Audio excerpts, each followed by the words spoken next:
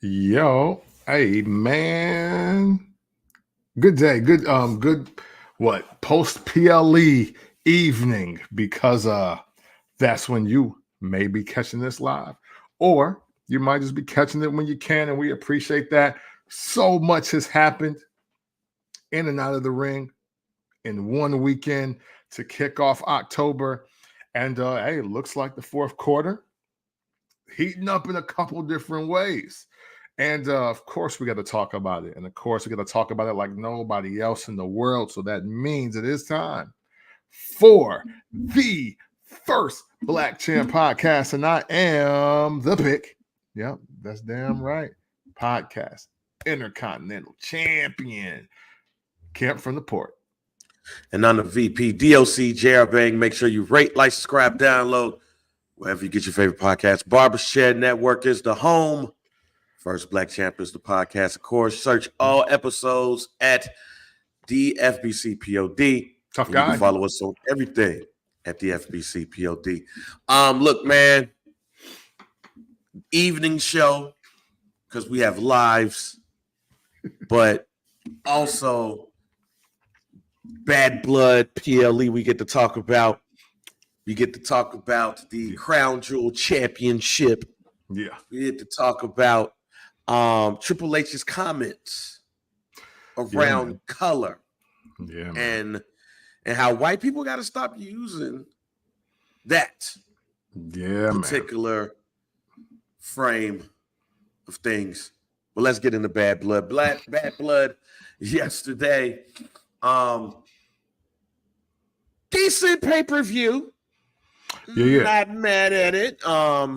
Not mad at it at all. What was it? They said it was 20. First of all, let me get a beef out the way real quick. Okay, let's do it. Michael Cole is one of the GOATs in this shit. Mm-hmm. What pissed me off yesterday is his foreshadowing. Sometimes you can do a little bit of too much foreshadowing. Mm-hmm. Before we get into the main event, I just wanted to throw this out because before we got to the main event, Michael Cole just got the foreshadowing like his life depended on it. He got to talking about everything that happened in Atlanta in the past. Mm-hmm. I did not know. For all of the old heads, mm-hmm. I am today years old finding out about Ole Anderson for a year and a half buddying up to Dusty Rhodes only to turn on him. I was today years old yesterday. Yeah. So, shouts out to the Brick Cave crew. We was all in the chat like, yo, some shit better happen then if Michael Cole is doing all of this foreshadowing. Now, all of that shit didn't happen, but it was pissing me off because it's like now I'm expecting some shit. Yeah. So I just wanted before we get to the PLE. Michael Cole, stop foreshadowing so much. Pick like one thing and roll with it, because none of the shit that you talked about yesterday was even close to happening. I just want to throw that out there real quick. But let's start off with the first match of the night. CM Punk, Drew McIntyre. We both predicted CM Punk to win this match. Yes. And that's exactly what happened. They got right to it. If this was ever, I'll say it like this. Mm-hmm. You know how Bret Hart and Stone Cold Steve Austin, that match at WrestleMania 13, like just became the intro to Raw and shit, and it really changed things for the company. It made Stone Cold Cold a face. It made Bret Hart a heel officially. It really ushered in the Attitude Era in a big, major way. That's what I said on this show, and others have said on their shows, that CM Punk is so much of a Bret Hart stan that there would be matches that he would do and it would mimic a Bret Hart match. And that's what I think last night's Hell in a Cell did. I think that's what that Hell in a Cell did. What was your thoughts on the Hell in a Cell match?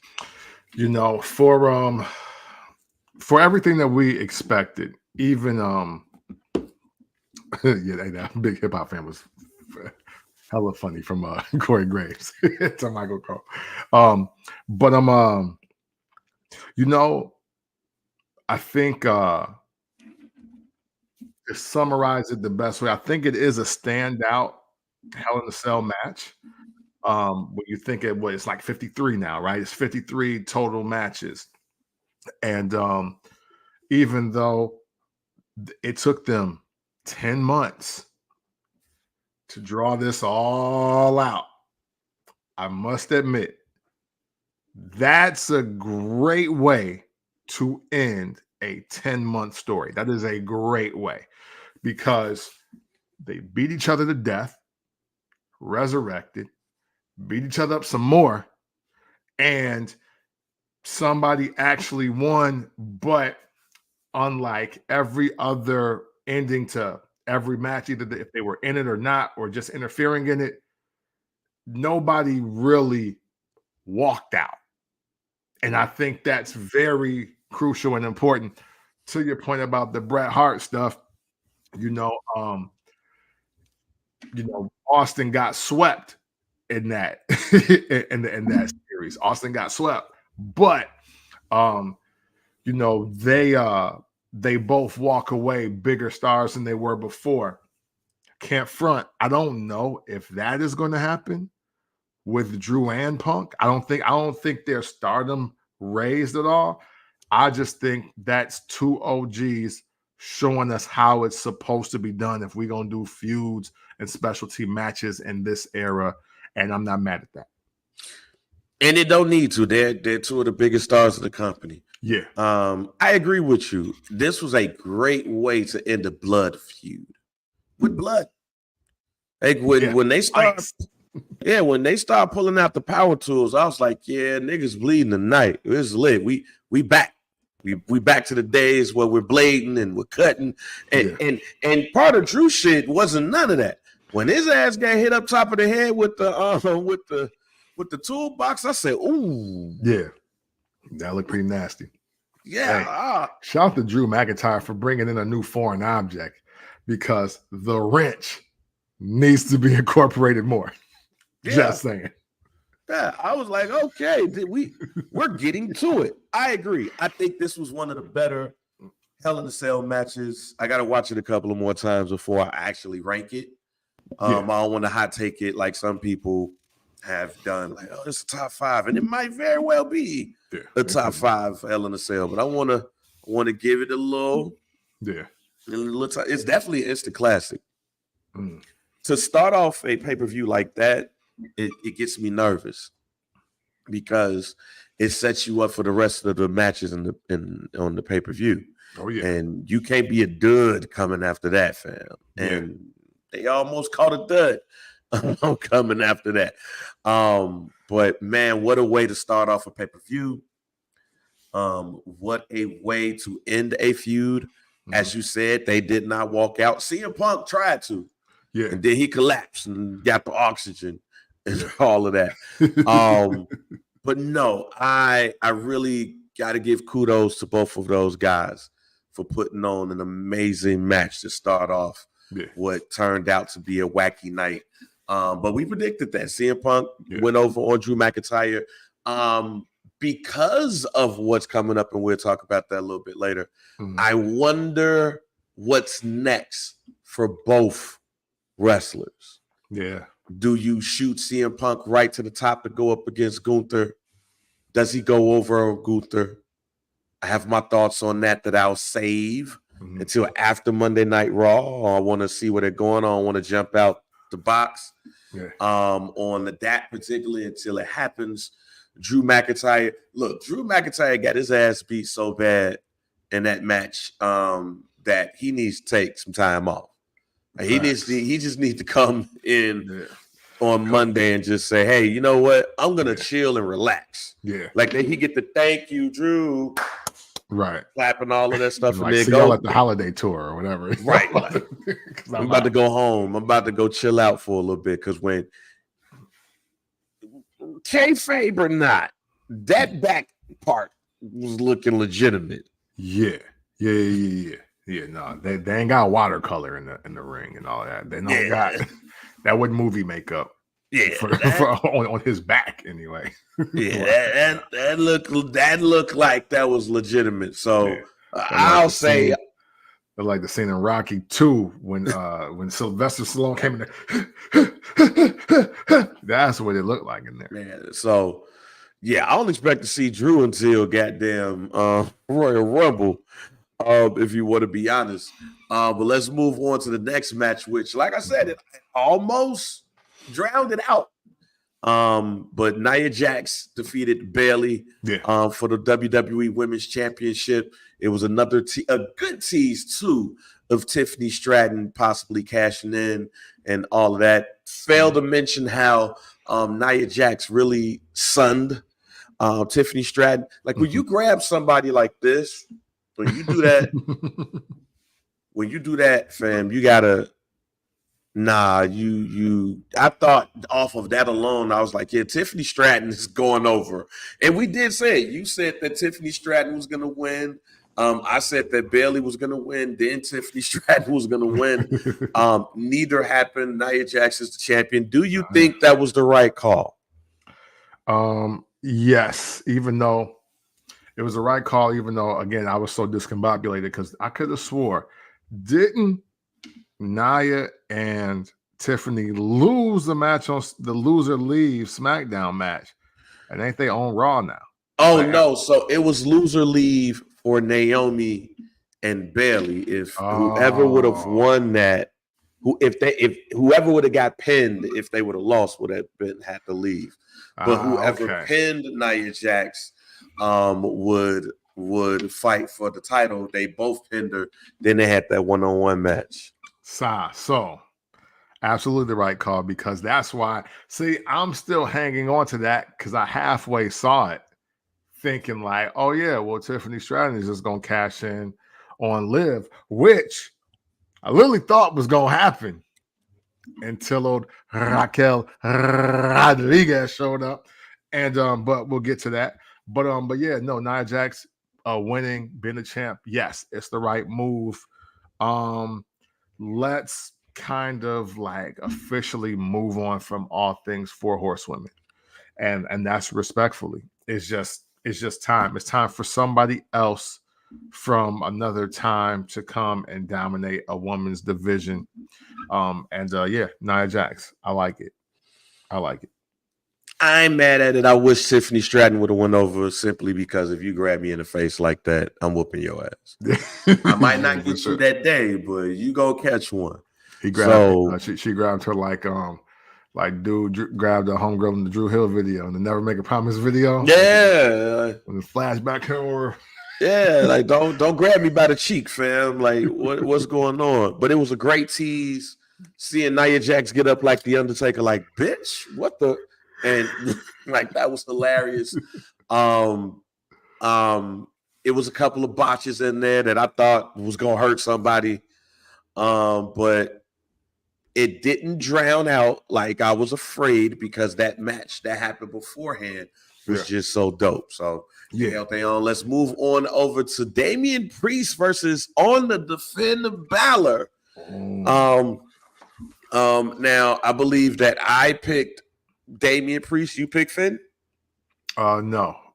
We both picked Damian Priest. No, I picked Damian Priest for sure. Okay, yeah. I picked Finn. I picked Finn because I said they was gonna come in and help. And that kind of happened. But let me just say, excuse me. Let me just say this. Judgment Day is definitely looking like Latin King Judgment Day now. And we'll get into that a little bit later on why. But it definitely feels like Northside Latin Kings. I watched the Judgment Day. It's like the Polish people and the Mexican people and the Puerto Rican people that just kind of like all in like North Humboldt Park. They all just convene and say, yo, we're gonna be in the gang together.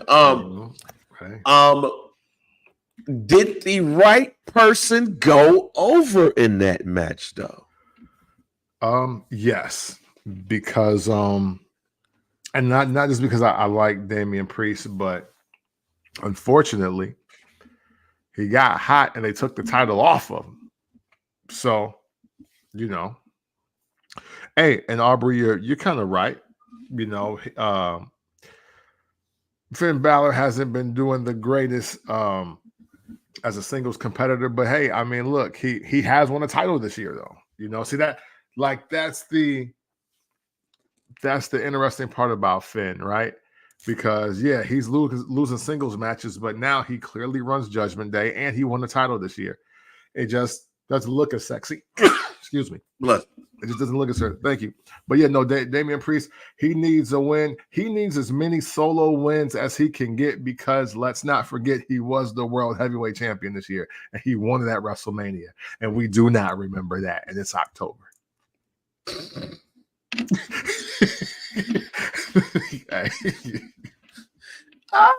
ain't lying. You ain't lying. Look. Because of what happened later in the show, it changed my thought process. Because of what happened later in the show, I do think the wrong person went over.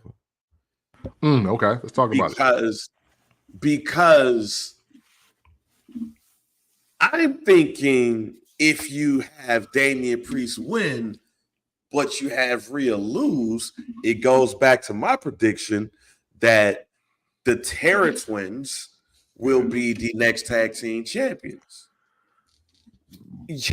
Damian Priest beating Finn does what to Damian Priest other than put a win in the column? It does nothing. True. For Finn, he's a champion, a tag champion. Who's Damian going, if this is where they're going with the women, who Damian gonna pull up on and be like, yo, let's get the belts? Yeah, right. It's like, who we gonna put? Who? Because that would be the logical next step. I beat you. Now let me go ahead and take that belt off for you. Right. So what they're gonna say, Damian Priest, you got is Damian Priest and a wrestler to be named later. What they're gonna just pull somebody out of NXT? They're gonna pull Obafemi and be like, yo, is y'all two tagging up against Finn and Big Head like for the title? If it wasn't for what happened later in the show, I would agree with you. But since they pulling chicks out of a hat to be the Diesel to Shawn Michaels, it's like, what did that win do for Damian Priest? Right. I would have rather them keep it going a little bit and Finn wins, and then we go from there. Now, unless you're about to tell me on Raw, you're gonna start seeing a little bit of the character that ain't win shit, but he's supposed to be scary, then that's one thing.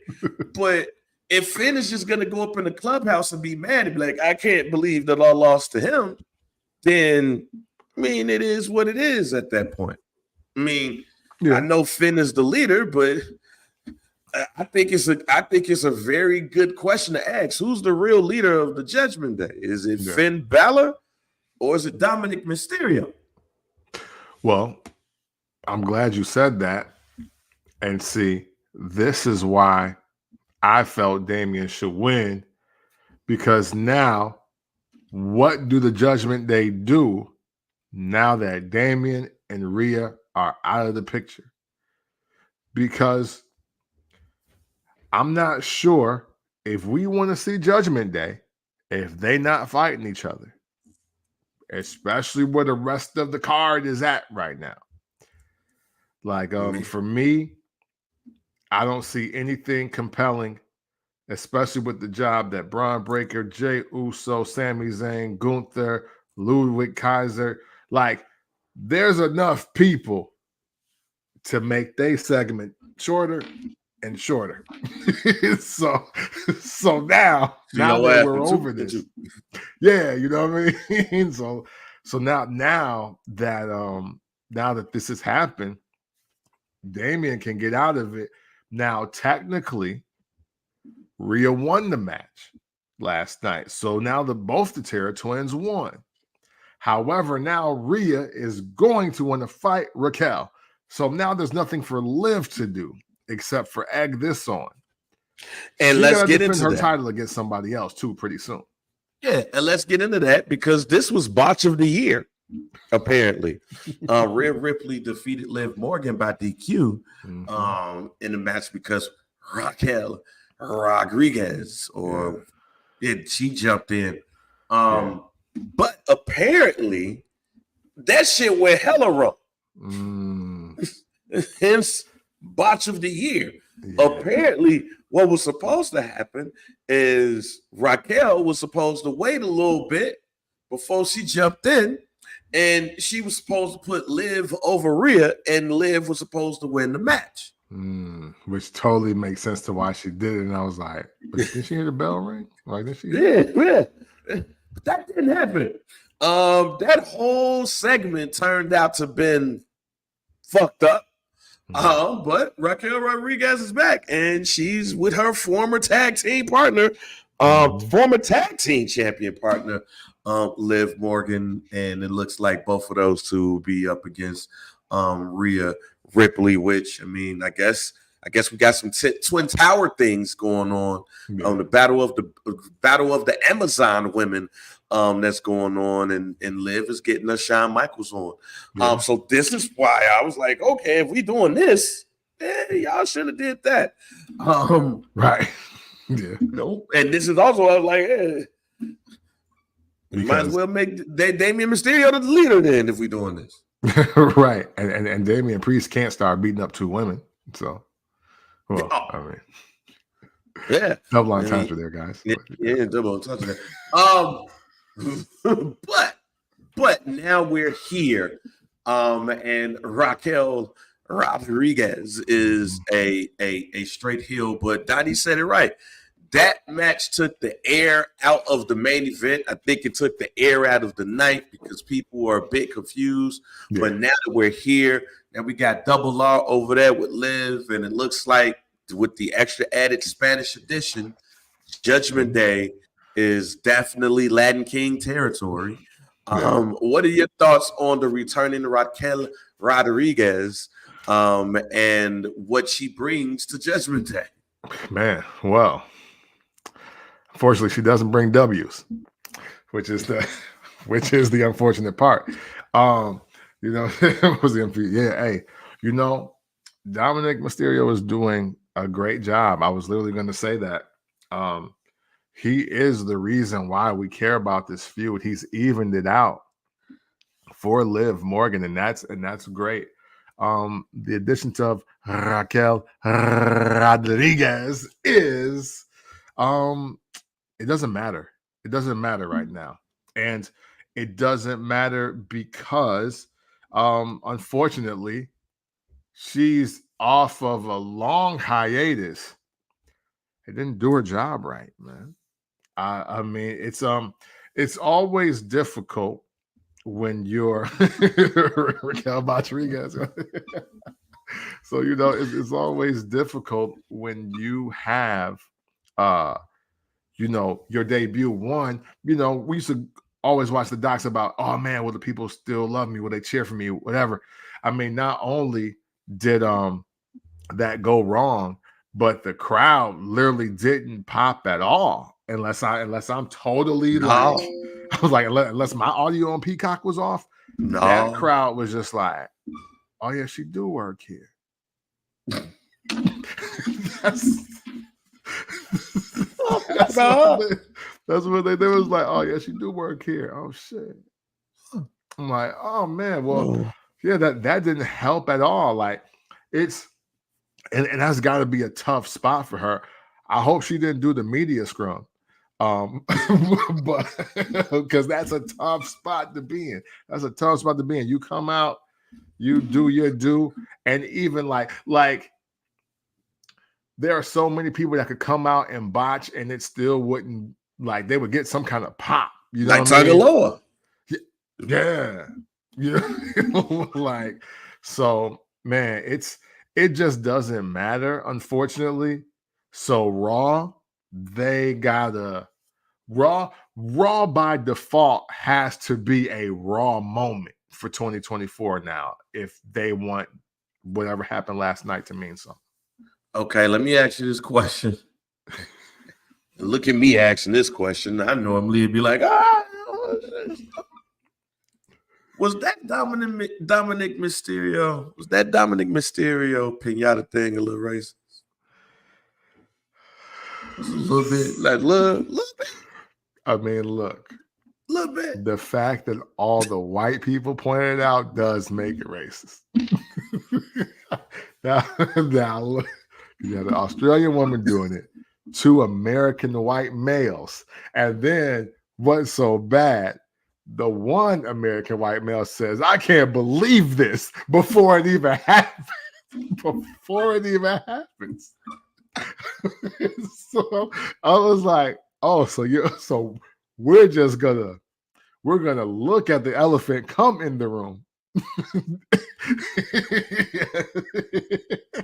And then we're going to acknowledge it. So, I mean, look, at the end of the day, Michael Cole wanted to get his bar off, and he got it off. But hey, listen, welcome to being a minority wrestling fan, Latins and Latinas. And we'll be talking about that more a little bit later in the show. But yeah, when that happened, I said, I'm not so sure about this.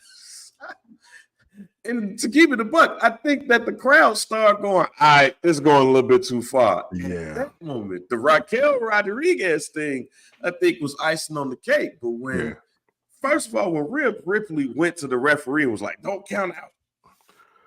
Yeah. I'm like, this is already a little different.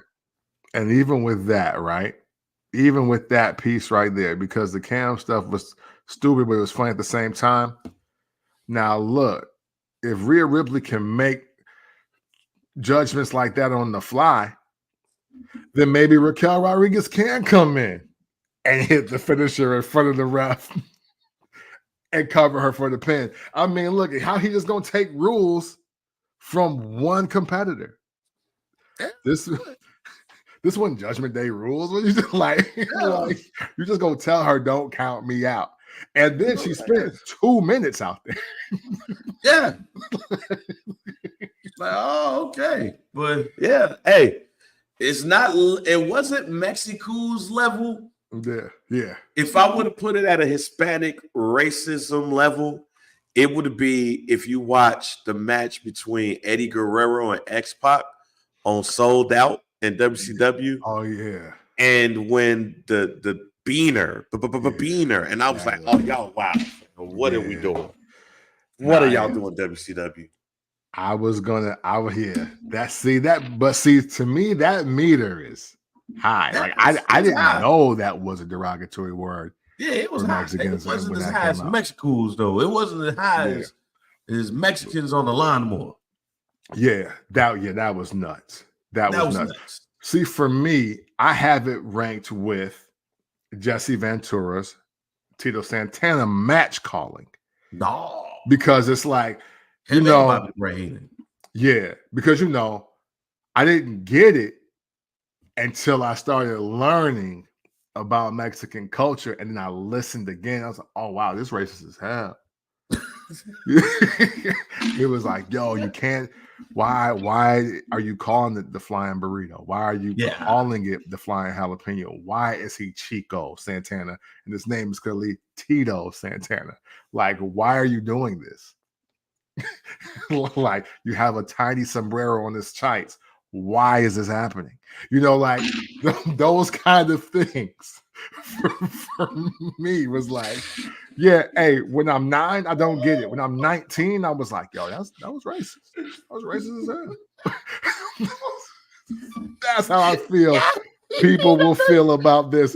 All the 9-year-olds, man.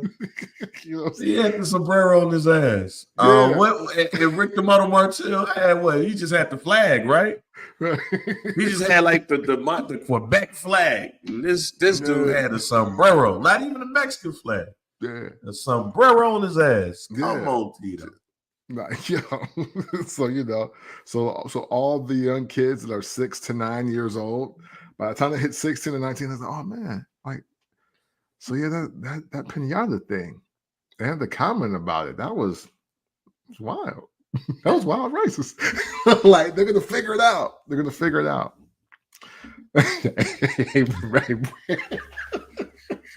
Salute to your coworker though, fam. Good coworker who knew Pedro Morales. Yeah, we need saying? stories. So then we get to the final match of the night: Cody Rhodes and Roman Reigns versus the Bloodline. Yeah. Solo Sikoa and Jacob Fatu. Shouts out to the Alabama, Arkansas Pine Bluff band. Shouts out to my cousin, your homie, your fellow Taurus brother, Vincent. Yeah. Even though he wasn't there, his stepson, Brian, is a part of that band. Oh, nice. Yeah, Vincent had talked to me and said that Cody had saw the video of them playing this theme song, went viral, and he offered up tickets to them to come to the event.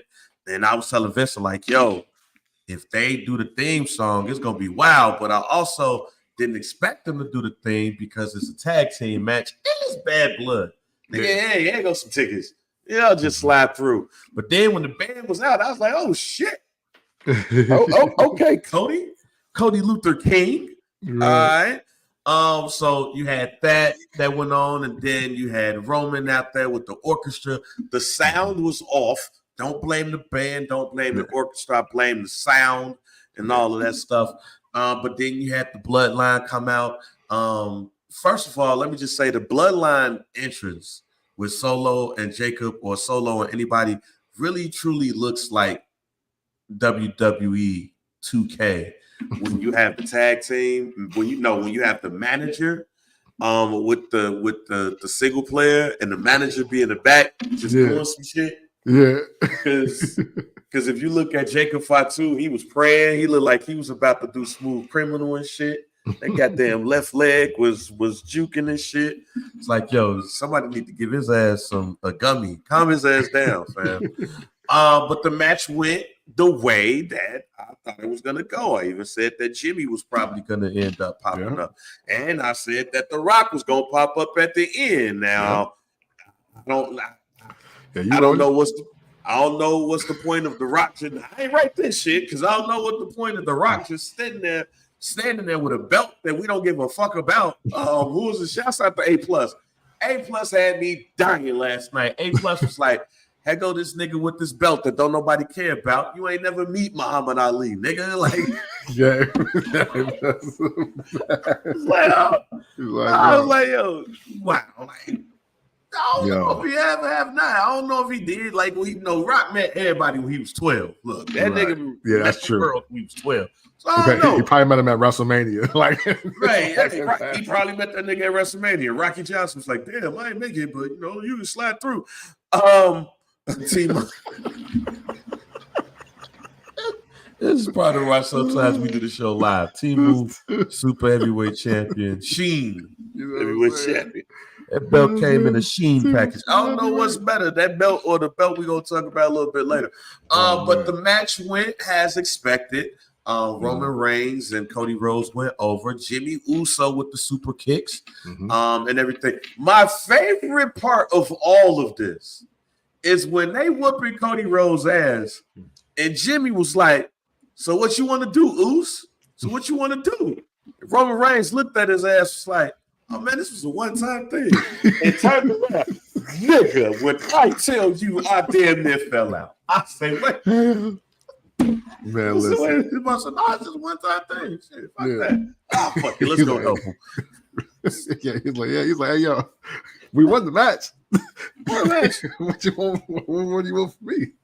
My man was like, this is a one-time thing. Boy, I was dying. But then, so the match really don't matter in the grand scheme of things, right? But The Rock pops up, and then what happens after the night is over, takes over social media, where Kevin Owens does what we've been expecting him to do, was whoop Cody Rhodes' ass. So clearly, Cody Rhodes ain't gonna be a part of shit that's coming up as far as War Games go, if it has to do with that. So what are your thoughts on The Rock appearing, not saying shit, at least at the PLE, got on Instagram Live and was talking this shit though. But what are your thoughts on what we're about to see with this next iteration of As the Bloodline Turns? Man, well, the one thing that I took from this is The Rock is only going to associate himself with the box office people in this feud.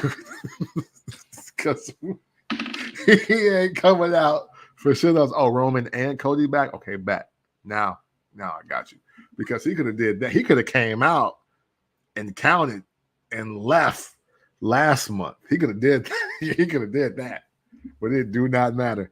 The Rock. You know what? Honestly, man, what this looks like to me, triple threat match for the undisputed WWE Universal Championship. That's what it looks like to me. And I'm okay with that. I'm okay with that. Yes. True enough. You know what I mean? Like, oh, y'all homies? Oh, okay. For sure. I thought we had the project together though. You know right. What I mean? I thought like, this is what we doing. Right. So but it's looking like triple threat match between those three because obviously they all want to be the champ. Like that's why, Dwayne has the Timu Super Heavyweight title, as Brendan explained earlier. Like then they did the whole belt swap thing. The Rock really carries his People's Champion Bull belt around like it's up for grabs, like somebody wants it. So with that being said, come fight for the real belt, homie. Like we get it, you a legend, but come fight for the real joint. It's over here. Yeah, I really want to know how they're gonna do this. I don't think triple threat. I still think Cody is going to wrestle somebody, and the Rock and Roman are gonna lock horns. I mean, I guess I could say that I think that this is where we're gonna find out that the Rock has been leading this whole thing, and the Rock is gonna officially say what I said that he was gonna say is, "Hey man, that's the tribal chief right there. Solo the tribal chief, but I'm the high chief. Like I'm the high chief. I'm still waiting on the Rock to use his high chief name, which I'm not going to try to pronounce out of respect. But I'm still waiting on that to happen, right? But then you add the Cody Rhodes thing in here, and I'm like, I can't wait till the video, like how they produce it, comes out, because seeing everybody go, oh, look what happened. He whooped his ass after the match. Kevin Owens, look, oh shit. I wish that would have happened afterwards. Like I said, it could. I said it could. We could do that, or we could do it at War Games. We got it after the show. We got it. We got it on the streets of Atlanta. Yeah, we got it. If you ever been at the Mercedes-Benz Stadium, I've been at that exact point, so I know exactly where that fight happened at. So shouts out to them. But Kevin Owens, I want pissed off prize fighter Kevin Owens back. If this is what's gonna bring that back, then I'm happy. I'm happy. I want Kevin Owens just to unapologetically just beat people ass. And we'll see what happens if it's at Crown Jewel, or if it's at the Survivor Series. Well, it's clearly not going to be at Crown Jewel because if Cody's the champion, he'll be going up against the Raw champion, and stuff, which we'll be talking about. So Survivor Series, can't wait to see what's going to happen there. But I'm glad to see Cody is off of the Bloodline pause, and he's in a feud that I think, again, I'll say it again, transitional, but he can lose this one. Yeah. He can lose this one, just like Rocky lost to Clubber Lang. We could see this. Now, Cody could get that bitch back, but I could see him losing this to Kevin Owens. Yeah, I could as well. I think it's a hell of a payoff for Kevin Owens. Like, he has to have some greater payoff than winning the tag team titles at WrestleMania. He has to have one. Like, he's the only other person outside of Sami Zayn that has really made this Bloodline saga worth a damn on every level. And now he's now even getting over and helping assist in the story of Cody Rhodes. You know what I'm saying? I hit my mic and everything. But the mic, you know what I'm saying? So I think that's possible. I mean, hey, y'all saw what I shared in the group as far as Cody being the draw as the champ. So you know what I mean? I mean, hey, they might be trying to save face for the fourth quarter. Maybe some fight Owens fight merch needs to start skyrocketing up because of a really big victory for the end of October or early November, I guess. I'm here for it. Yeah, I'm here for this now. It looks like both of these joints are about to speed up. But if you looked at Bad Blood, what would be your final grade on this PLE from what you've seen? Man, you know what? Let's go B minus. Let's go B minus. And I say B minus because there was no better way to start it off than that. You know what I'm saying? Even though they really got to tone down Jay Cargill's hosting voice. Like, she kind of ruined that segment for me. But match-wise, couldn't have started any better than that. I think that even though Rodriguez happened, I do want to see how the Liv, Raquel, and Rhea thing shapes up for tomorrow. So since I am interested, even with the mistakes, I'm interested to see what they do now. And then, of course, The Rock coming out, uncertainty on the face of Roman and Cody. Those, like, usually what I like, I ain't going to say no usually. What I like is for a PLE to happen, and I feel like I got to watch Raw and SmackDown the following week. If I don't feel like I got to watch it, then it's at a C at best, like a solid C or lower. If I feel like, okay, I got to tune in because they got to let me know what's about to happen now. And then, of course, Kevin Owens attacking Cody afterwards. Yeah, SmackDown can't come fast enough now. You know what I'm saying? So for all those reasons, I give it a B minus. And I am very curious about how the rest of October is going to go. I give it a B minus as well. Botches in the women's matches. That whole thing with Raquel Rodriguez was just weird. But you start and you finished very well, and even going into the night, you did a great job as well, keeping us invested in. And we'll see what happens with that. Now, let's get into Crown Jewel. It was announced that there would be champion versus champion. So the women's champions on each brand and the world champion men on the brands, they're going to be wrestling for the Crown Jewel Championship, which will make them the champion of champions. So think of Night of Champions, where you would probably have 2 or 3 of the men's championship world champions.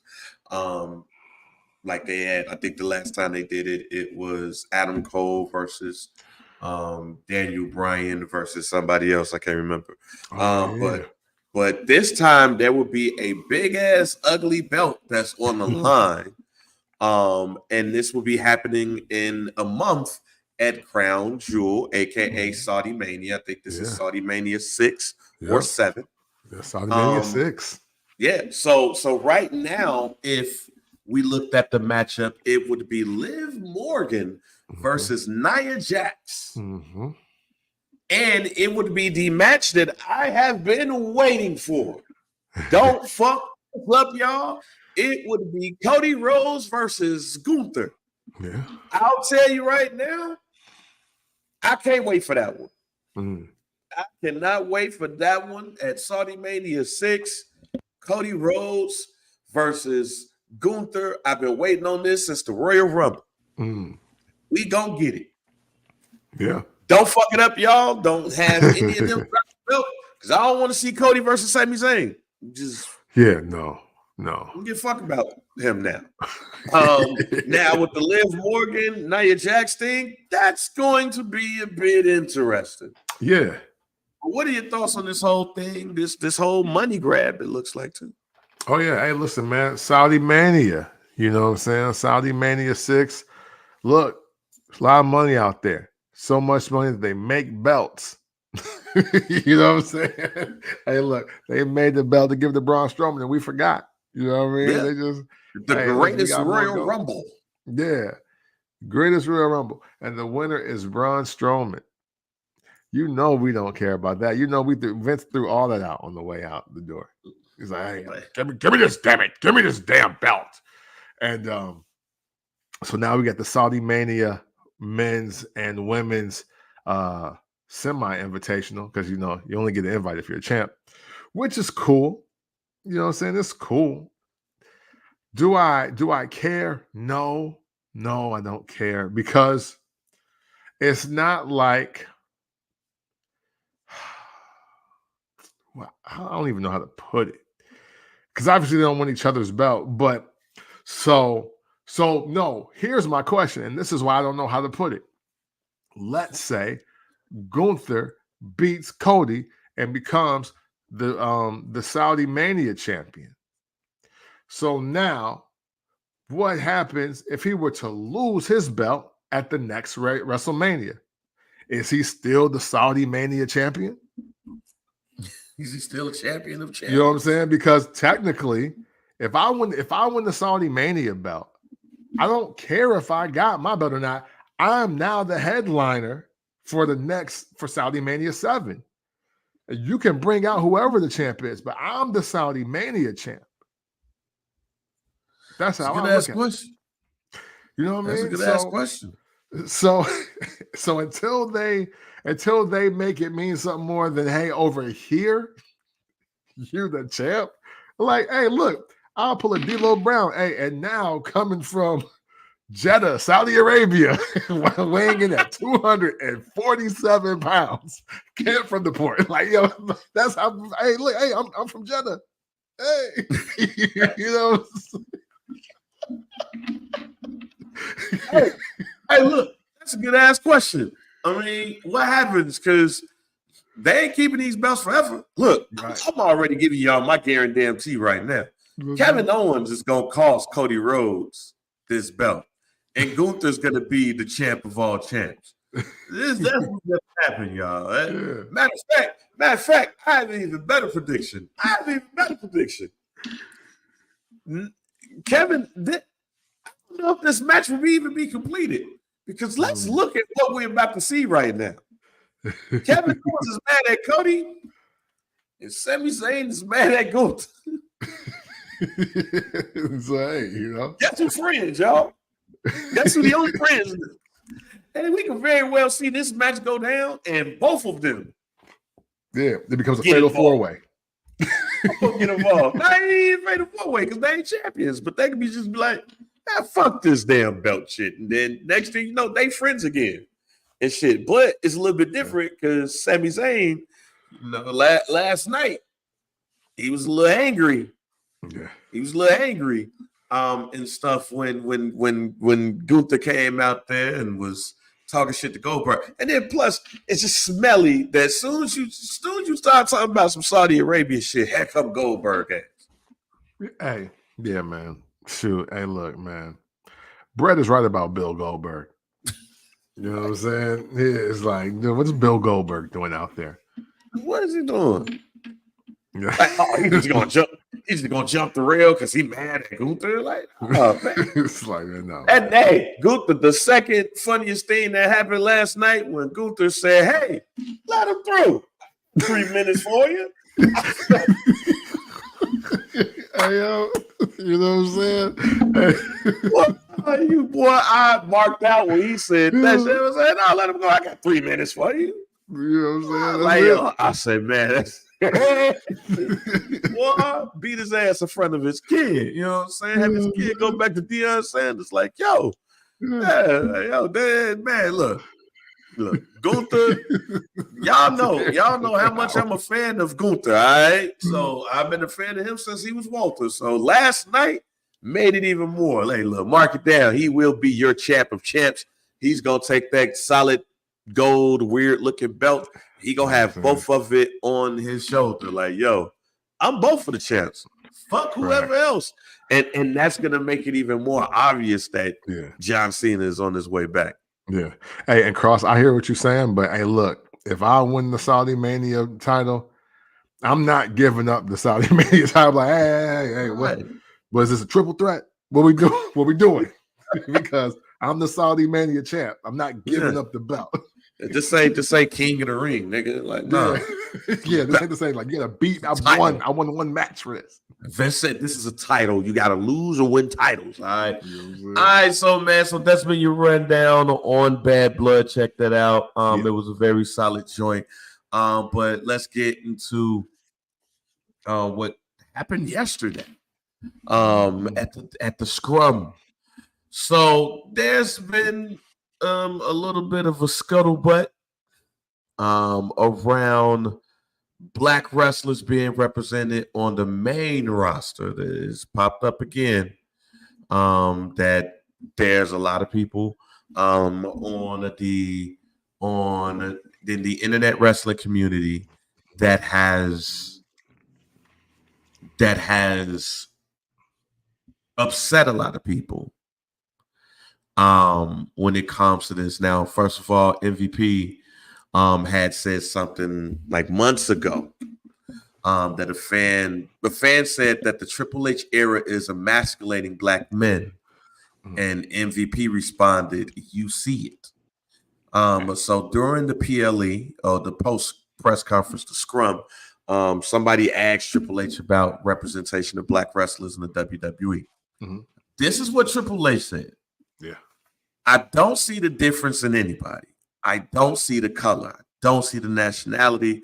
I don't see any of it. I just see talent. I don't see the difference between men and women. I see talent. We tell stories with those talent, how they handle those stories and how they can represent those stories and how we can bring those stories forward. I don't keep track of any of that. I do what's relevant and what is best and what is delivered the best. That's what goes. No different than men and women who main events, whatever's the biggest stories are. That's where we go. Now, let me, as I was watching it live, the event, I tweeted something out, and some dude that had some goddamn blue tweet, Avi or some shit, made a weird ass comment or whatever, but it was weird. Fuck, hey fam, your shit blue. Get the fuck up out of here, fam. Don't goddamn talk to me about no goddamn shit. But yeah, so it was weird, fam. Like I don't even, and we don't even follow each other. So it's like, why? It's always the worst. Yeah. So I said that y'all was complaining about Black folks not being repped on the PLEs, and damn near every Atlanta rapper getting screen time. Fam, I text y'all this. Yeah. Bad Blood felt cultural as hell. Yeah. And this felt like, it's kind of fucked up what I'm about to say, Kim. But we had a pay-per-view in Berlin. We had pay-per-view in Scotland. We had a pay-per-view in Puerto Rico. And it felt like we had a PLE in Africa. The way every last rapper, it felt like it felt like they was trying hard as hell to just put Black folks in the front. I ain't gonna say where they found Jacqueline, because Jacqueline is a Hall of Fame. Yeah. But when I saw her there, I said, "Oh, tonight different. Yeah. Tonight's real different." They got her in the front. All right. Then Booker T came. And then it was every rapper. Like Lil Baby. Who else was Killer Mike? Yeah. Killer Mike. I know I'm missing a couple of other Metro Boomin. Of course. They had the party, and Lil Yachty was at the party. Yeah, and it was a lot of black folks at the party. The event was hosted by the WWE Tag Team Champions, Jade Cargill and Bianca Belair. And I said, man, the internet wrestling community had said this shit. And Triple H and them was like, oh, I know how we can fix this. We in Atlanta, right? Go ahead and get all of the rappers. Yeah. That's literally how it felt. Yeah. DNC level pandering to black people at the PLE. DNC National Convention, because you can look at it like, oh, we got the Amber Rose part here, and we got the DL Hughley and the Megan Thee Stallions and all.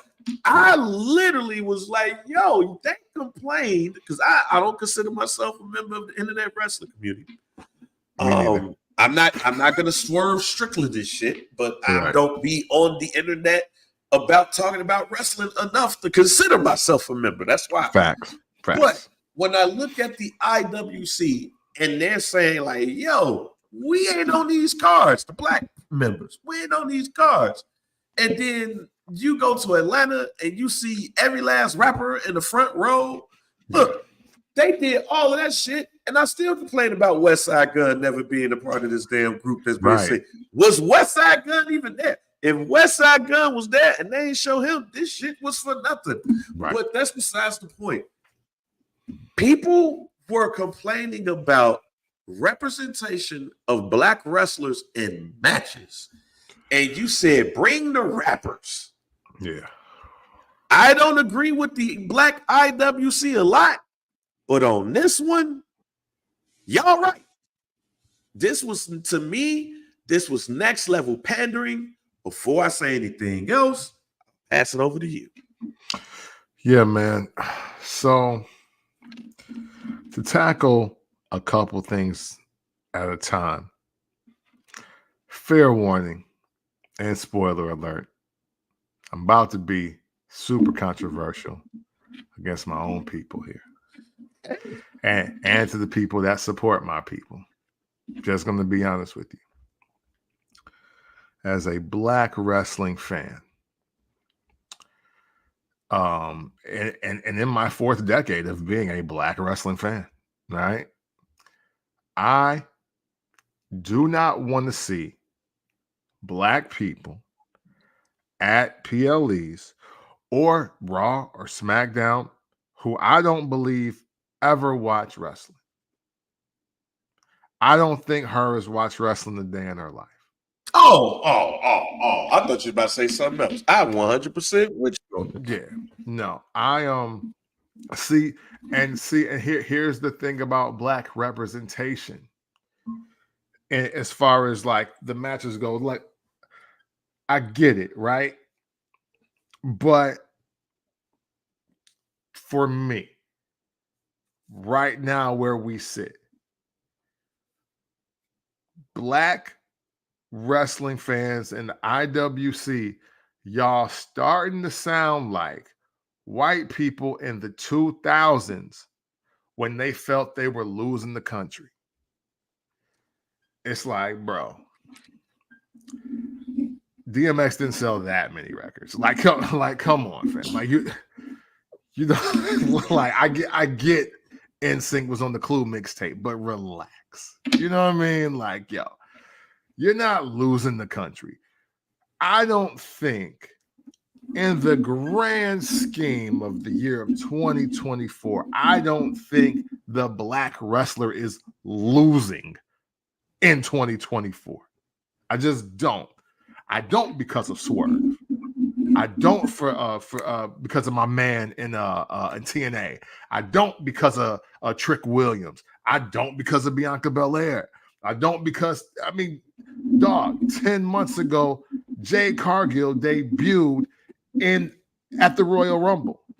Like, we gotta stop thinking, and when I say we, them, we gotta stop thinking that We have to own every single moment. It's 52 weeks in wrestling. There's over 300 shows a year.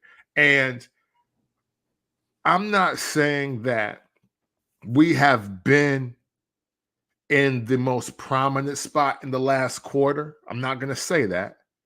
But I'll tell you what, our superstars are still superstarring.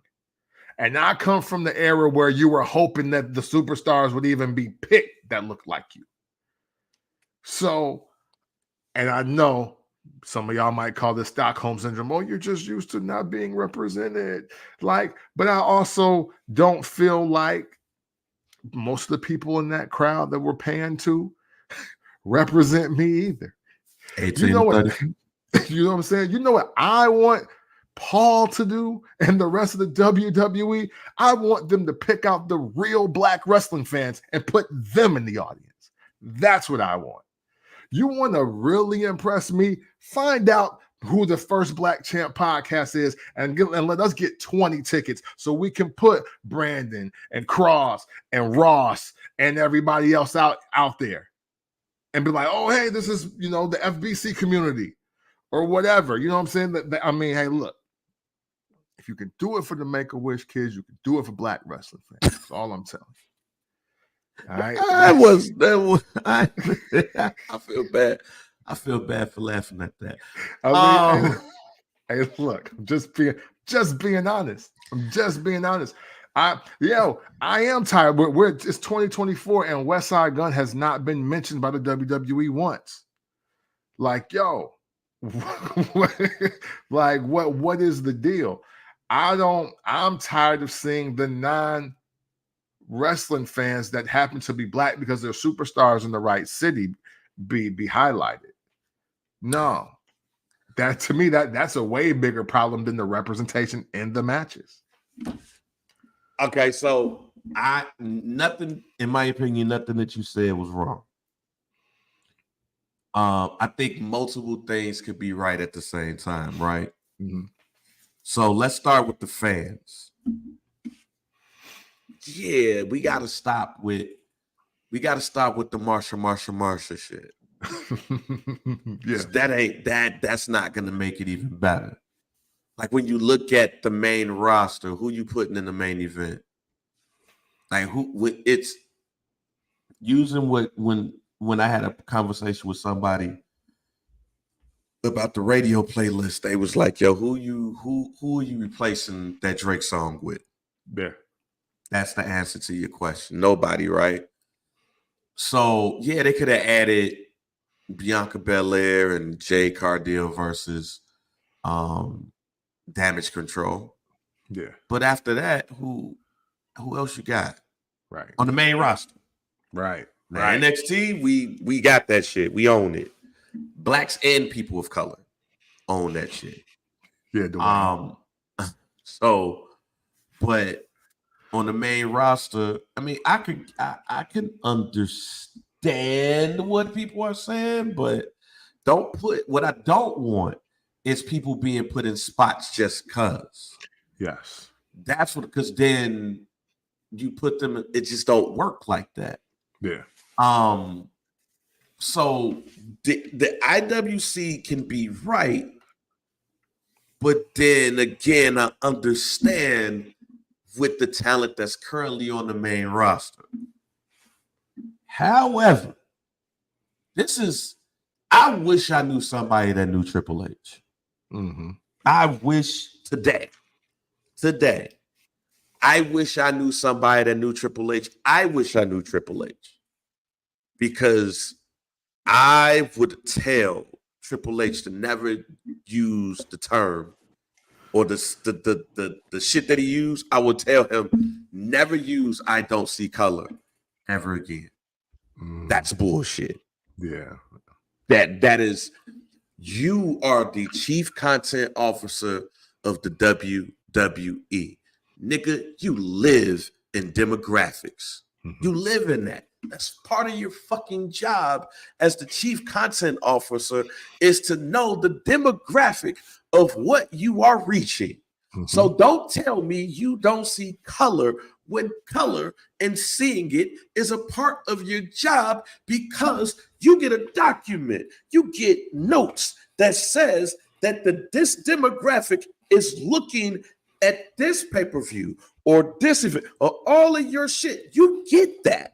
I'm a director of content, and I know that.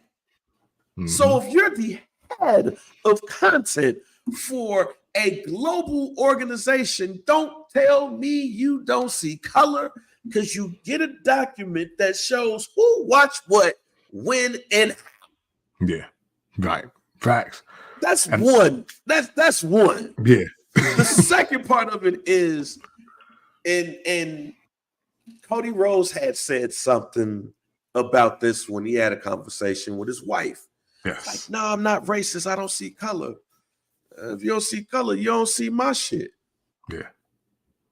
Basically, you don't see my experience. Right.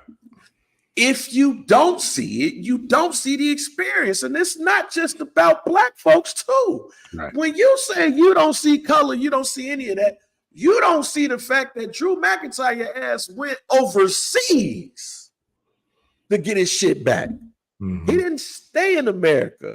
He went overseas. He went back to the crib. Yeah. And like, I gotta go get my shit together. Yeah. You don't see the fact that Sheamus is who he was and was the first champion of his descent. Right. Hey, you don't see that? Yes, you do. Right. Y'all Exactly. didn't know that Kofi Kingston was going to be the first black or the first African-born African-born heavyweight champion? Y'all didn't see that? If y'all didn't see that, then don't show shit when it comes to February. Don't show shit. Don't show Bianca Belair and Montez Ford and every other black first person.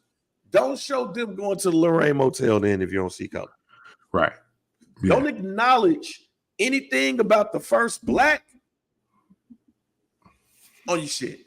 You do see color. And here's the thing. I ain't bad at it. Why I ain't bad at it? Because we say on this show all the time, the demographic of wrestling is white men ages 18 to 34. That's the demographic. Right. So you're pitching shit that's going to grab them. Go watch that goddamn Vince McMahon documentary.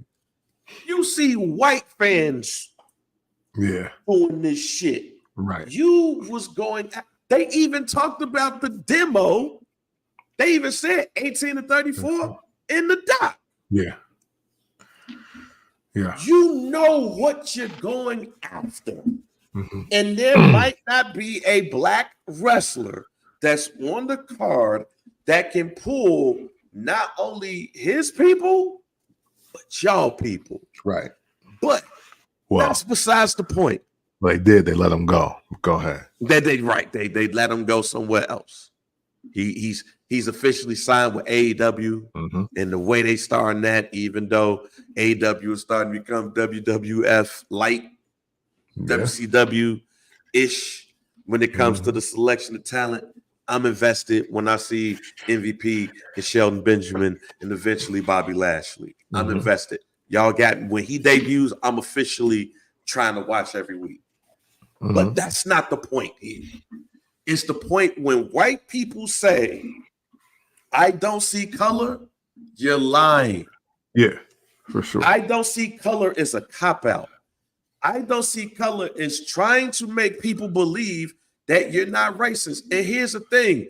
Do I think Triple H is a racist? No. I don't believe that to be true, but I don't know this man. But I have not seen a black wrestler come out and say definitively Triple H is a racist. Even MVP was like, I ain't say he was a racist. Yeah. But and I think white people, y'all got to understand this, fam. I want white people to understand this. And this is not to disrespect white people or anything like that. It's just y'all got to understand this. You ain't got to be racist to have racist tendencies. Yeah. or stereotype tendencies. Mm-hmm. When you see a black person and you automatically clutch your purse, Mm-hmm. or you lock your car and you look at us crazy, and we nod and say hi at the grocery store, and you look at us like we stole your cat. When you run a multi-billion-dollar organization and your C-suite level people are not black, you don't have to have a DEI. You do not have to have a total DEI situation to say, let me go look at some people. Let me look at my C-suite. Let me go look at my executive level people and like, yo, I ain't got no black people here. We need somebody in here to help tell the story. I don't know how many people of color or black people that you have on your writing team. I know our man Cass was there for a while, but he's no longer there. I don't know how many people you have. I don't know, outside of wrestlers, how many black people you have on your staff that are not wrestlers. That might not be racist, but you can't tell me you don't see color when there's no color. Well, let me phrase it. You can say that you don't see color when there's no color around you. So Triple H, if Triple H is saying, I don't see color, when you look at your wrestlers, you probably don't. But when you look at your employees, when you look at your C-suite, when you look at your executive level, your senior management, your middle management, and you don't see no black people up in there, then that's where the problem lies. And here's why. Because if that was the case, I don't expect the wrestler to do it, because a wrestler is probably protecting this spot. So I don't expect Montez Ford to go to Triple H and be like, hey, I know what you were saying, but stop saying that you don't see color shit. That's not what you're supposed to say. But when you look at the people that work in the suit area, there's not nobody on that level that's going to be able to come to Triple H and say, that wasn't what you were supposed to say. What you were supposed to say was, we understand, but there's no controversy. We look forward to amplifying not just black wrestlers, but all wrestlers.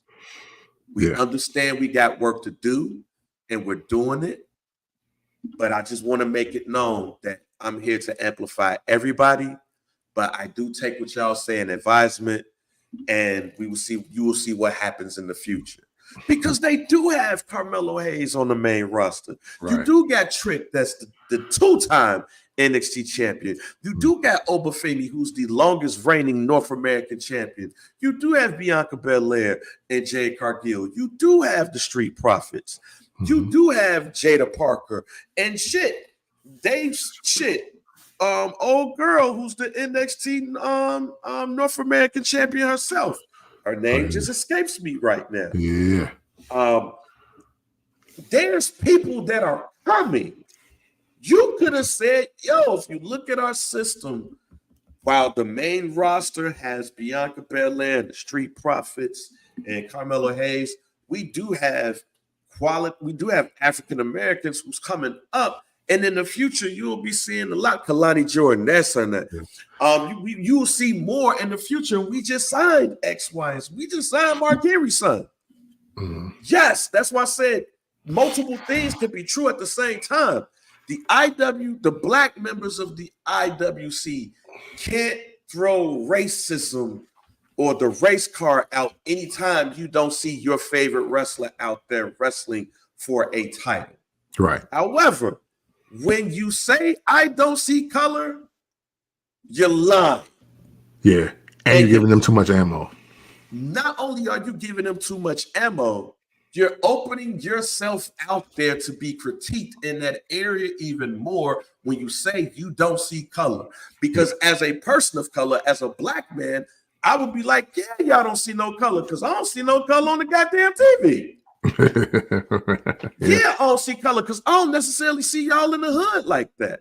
Remember, on this show, I proposed a job in one of these organizations where their outreach to the inner cities and urban areas. There are a lot of people that go to JUCOs, that go to NAIA schools, that come out of high school, that probably have watched wrestling all of their lives, but don't know how to be a part of this shit. Right. I pitched that on this show. There are ways to do it. NIL is working because you're bringing in a lot of people. I ain't saying, yo, the WWE got to look like BT on Tuesday night. I ain't saying that. but what I am saying is you can't say you don't see color without somebody telling you, clearly you don't, because I don't see what you're doing for people of color outside of NXT. Yeah. So, yeah, I think you're 100% right. Whereas the IWC got to chill out and stop using that card every time black folks ain't featured in a spot that you want them to be featured at. Right. But when Triple H says what he says, there's a reason why. There's clearly a reason why. Yeah. And anytime a white person says, I don't see color, there's not a black person in the world that ain't Candace Owens that ain't gonna call bullshit. Yeah. Yes, you see color. You work in a position where you have to see colors, demographics, age groups, numbers. You know how many black people watching on the daily. And if there's not a black wrestler that you feel like can be like The Rock and bring everybody in, then you probably don't make him a champion. Because you know who did that? Kofi Kingston. Kofi Kingston had everybody of all races, of all colors, crying when he won at WrestleMania. Mm-hmm. What the fuck y'all do months later? Have him lose to Brock Lesnar in 8 fucking seconds. Yeah. And we ain't trust y'all last since. Yeah. Even though there was a little redemption with Bobby, right? But no, right. I think it's right though. I think it's right what you're saying. You know, the I don't see color thing. I really thought Cody Rhodes got rid of this for all of y'all. He was trying to help. He was really trying to help when he said a couple years ago. Cody Rhodes has been trying to help white people in wrestling for so goddamn long. Yeah. Why don't you listen to Cody Rhodes? Yeah. Y'all, Triple H, if you wanted to do yourself a favor, just talk to Cody on the race shit. I ain't got nothing for you. Right, for sure. You know, because the honestly, and I'm being super honest when I say this, for me personally, Triple H saying I don't see color, I would have rather go far to the other direction, go all the way left, and be like, yo, niggas ain't really hot this quarter.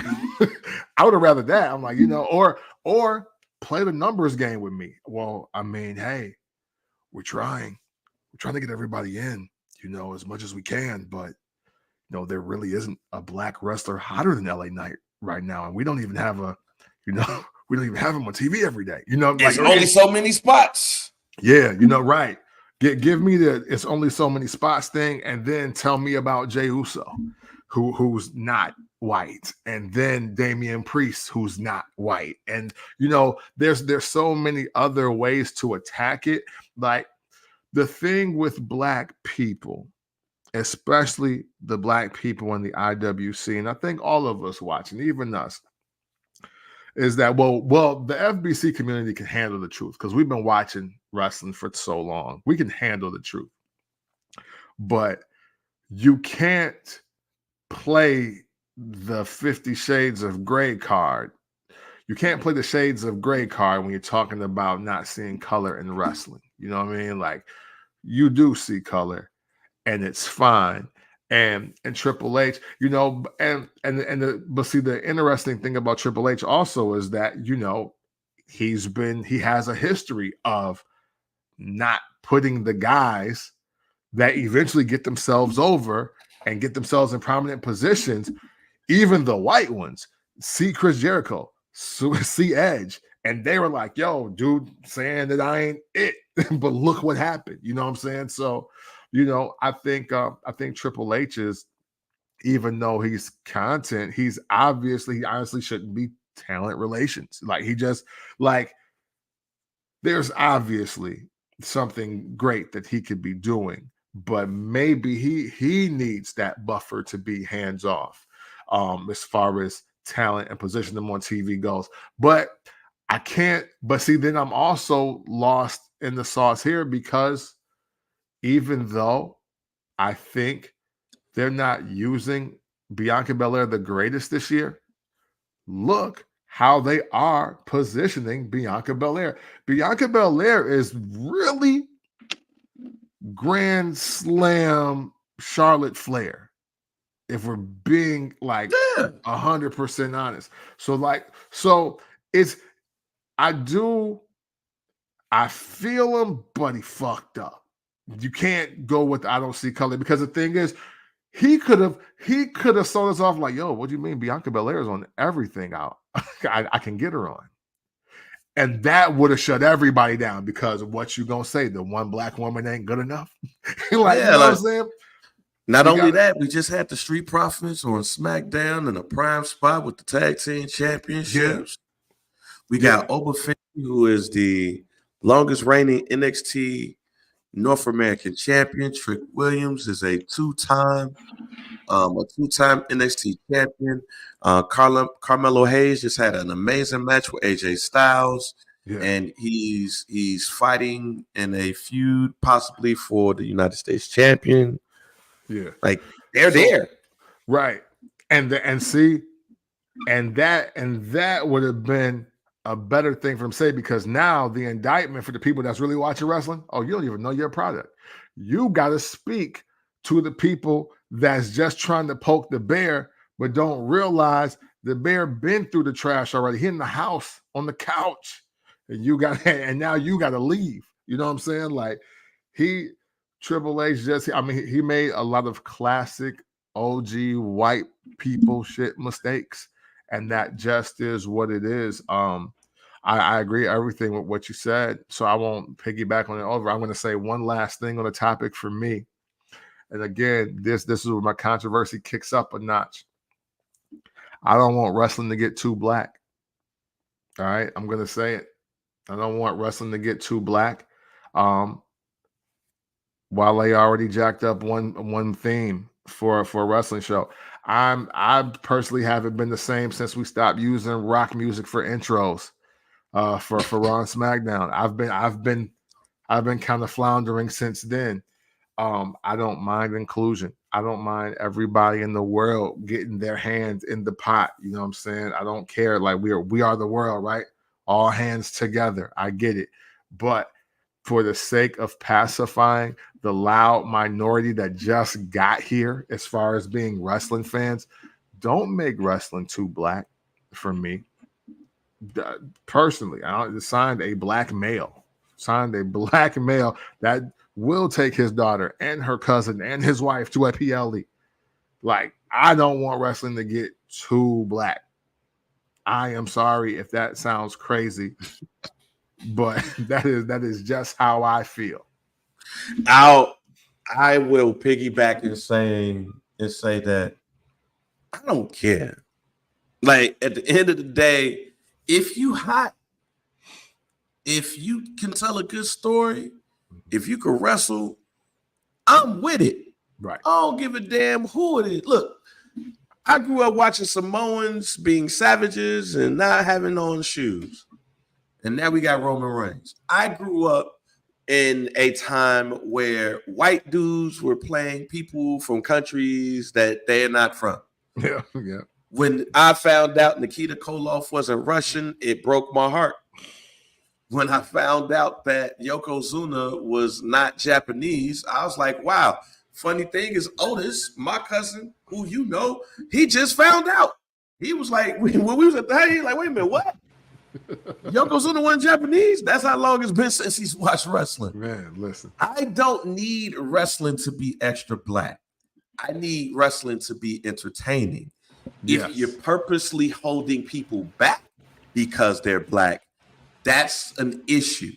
Yeah. But don't force it, because then, and this is no disrespect to this man, but imagine if they would have forced Virgil to the top just because he was black. Man, no, this is, yeah, obviously no disrespect, but yeah. Is No literally, disrespect. you know what I'm saying? But like that's it can't be like that. We're here to be entertained first. But do I think that Bobby Lashley should have been a multi-time world champion? Yes. Do I believe that there are other black wrestlers that should have been a world champion or been in high spots?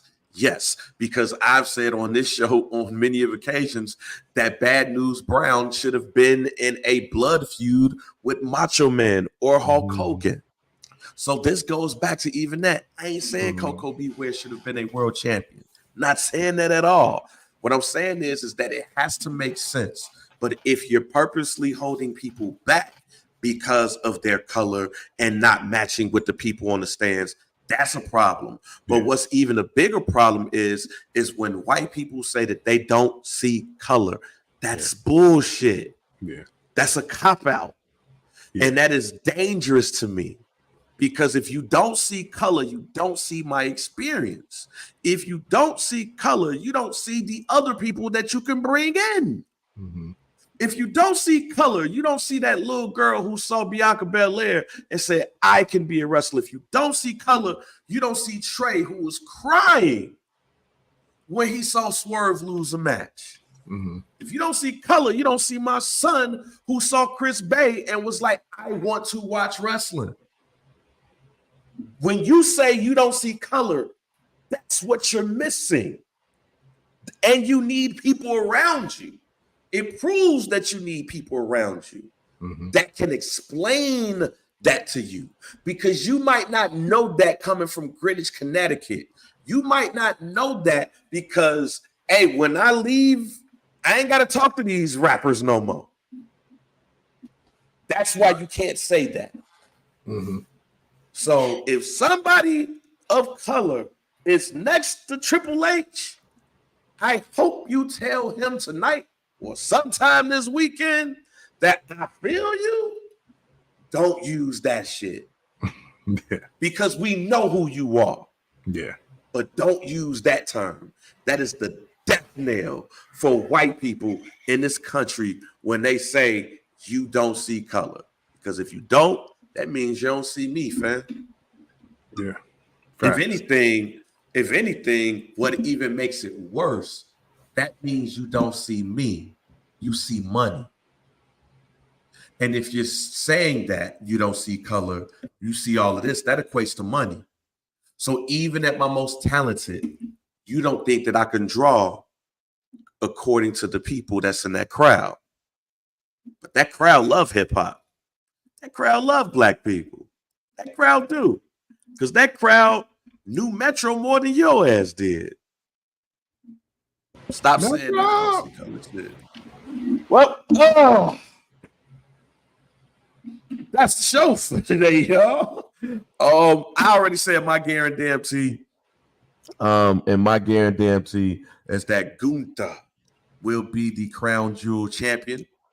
What you got? Man, for guarantee this week. Well, no, you know what, man? Everything that I said has it's eventually happened. I mean, we kind of talked up Braun Breaker being the face 3-4 weeks ago. So, you know, I don't I'm not really inspired to give a guarantee, but I will say this. I do think that Liv Morgan is going to end up closing out the year as the champion. And maybe, just maybe, she's doing a greater job than I think she is with one opponent. That's all I got. That's all I got. Because I ain't seen her do nothing else but taunt Rhea Ripley, get disqualified, to taunt Rhea Ripley some more. She did beat her, though. I'm sorry. She did beat her at SummerSlam. So she has won a match. But this is one of the most interesting title reigns we have seen in recent time. I don't know what it is about people not having to actually wrestle matches, but hey, they're mastering it, and I'm going to just let them cook. Well, look, man, great night show.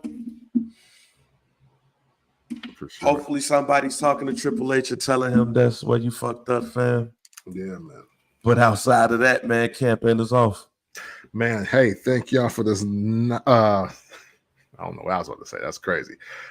Thank y'all for joining us for the Sunday night edition of the First Black Champ podcast. Hey, man, listen, thank you. Thank you so much for your attentiveness, for your likes, comments, shares, joining the live thread, and keeping us cracking up, and just contributing to the FBC community in your own special way. We always appreciate it. I know we say it every week, but every week it is greatly appreciated. So thank you so much for doing that. You make this community what it is. Thank y'all for not being really so ingrained in the IWC world that you come here with that fucktard shit. I mean, man, we appreciate y'all, man. It's all love. You know what I'm saying? And just know that if you ever want to talk about wrestling in an unconventional way, you do so by checking out the First Black Champ podcast. It's the pick with the VP, DOC, and we are out. Fuck Johnny Wrestling. He needs no inclusion. I ain't got nothing to say after that.